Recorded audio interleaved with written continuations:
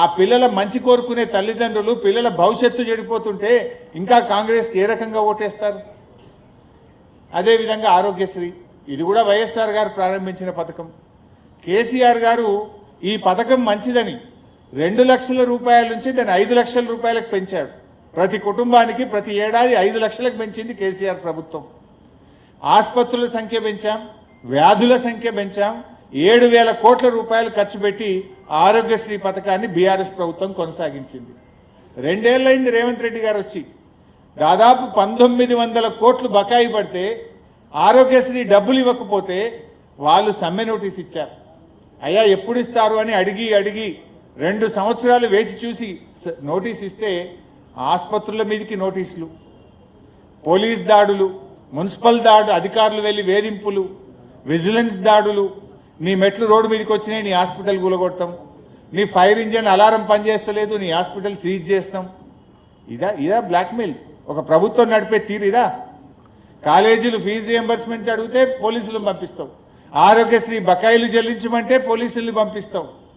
భట్టి గారు మీ అందరికి గుర్తు, అప్పుడు హైడ్రాస్ ప్రారంభంలో భట్టి గారు ఒక ప్రెస్ మీట్ పెట్టి పెద్ద వీడియో ప్రజెంటేషన్ ఇచ్చాడు. ఈ రాష్ట్రంలో దాదాపు 11 పెద్ద ప్రాజెక్టులు, 13,000 కోట్ల విలువ కలిగిన ప్రాజెక్టులన్నీ చెరువుల్లో కడుతున్నారు, చెరువు శిఖంలో కడుతున్నారు అని వీడియోలు వేసి ప్రజెంటేషన్ ఇచ్చిండు భట్టి గారు. ఇవన్నీ కూడా ఆపేయాలన్నాడు. ఎంతటి వాడైనా ఎవడైనా ఎంత పెద్దోడైనా ఎవరికైనా హైడ్రా ఒక్కటే కూల్చేస్తామన్నాడు. మరి ఇప్పుడు భట్టి గారు ప్రెస్ మీట్ పెట్టి ఏడాది అర్థమైంది. భట్టి గారు ప్రెస్ మీటు బ్లాక్మెయిల్ సెటిల్మెంటు. ఇలా 11 ప్రాజెక్టుల గురించి మళ్ళీ మాట్లాడుతుండ్రా? ఆ 13,000 కోట్ల రూపాయల విలువ కలిగిన ప్రాజెక్టుల గురించి ఆనాడు Bhatti deputy CM press meet, CM settlement. ఇది బ్లాక్మెయిల్ రాజకీయం.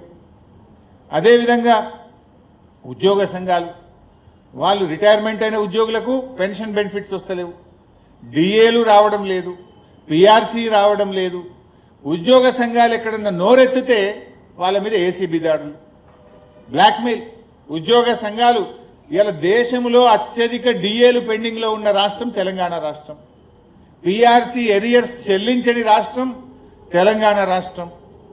రిటైర్డ్ ఉద్యోగులకు ఏళ్ల తరబడి వాళ్ళ బెనిఫిట్స్ ఇవ్వని రాష్ట్రం ఈ దేశంలో ఉందంటే అది రేవంత్ రెడ్డి రాష్ట్రం, మన పాలనలో ఉన్న తెలంగాణ రాష్ట్రం. ఈ రకంగా ఉద్యోగ సంఘాలు నోరెత్తితే ఏసీబీ దాడులు, బ్లాక్మెయిల్లు. అదేవిధంగా చివరికి ఇట్లా చెప్పుకుంటూ పోతే బ్లాక్మెయిల్ లిస్ట్ చాలా పెద్దది. చివరికి జూబ్లీ హిల్స్ ఎన్నికల్లో బీఆర్ఎస్ నాయకులను బ్లాక్మెయిల్ చేస్తుండు, జూబ్లీ హిల్స్ ఎన్నికల్లో ప్రజలను కూడా రేవంత్ రెడ్డి బ్లాక్మెయిల్ చేస్తుండు. Is a blackmailer.